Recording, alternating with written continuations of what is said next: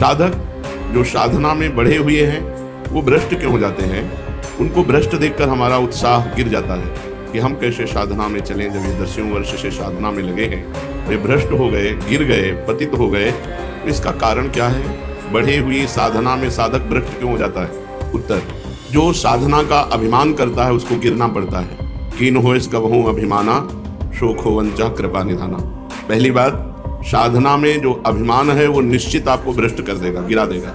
साधना को अभिमान से बचाने के लिए गुरु आज्ञा का पालन, शास्त्र आज्ञा का पालन और भगवत कृपा से साधना हो रही, ऐसा समझना चाहिए। वास्तविक भगवत कृपा से ही साधना हो रही, गुरु कृपा से साधना हो रही है। साधना कृपा से होती, प्रारब्ध से नहीं होती। अपने बल से साधना नहीं होती, भगवत कृपा से होती।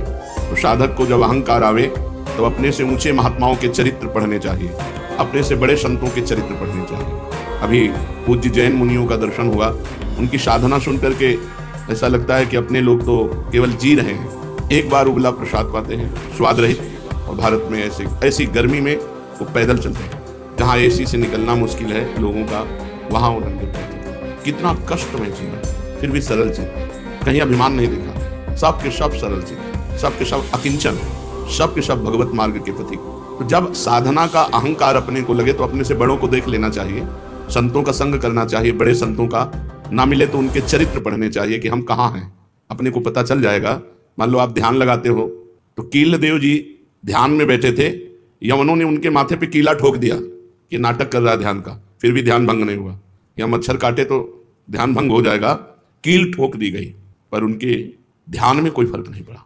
बड़े महापुरुषों का ध्यान, बड़े महापुरुषों के चरित्र। मान लो त्यागी, चीदर चिदरानी जी से बढ़कर कौन त्यागी हो सकता है, जिनके पहनने के लिए वस्त्र और खाने के लिए भोजन नहीं, संत सेवा में घर के खिड़की दरवाजे तक बेच दिए, फिर भी भगवदानंद में मस्त हैं। हमारी क्या साधना? साधना देखो, संत एक से एक कठोर संत साधना कर रहे हैं।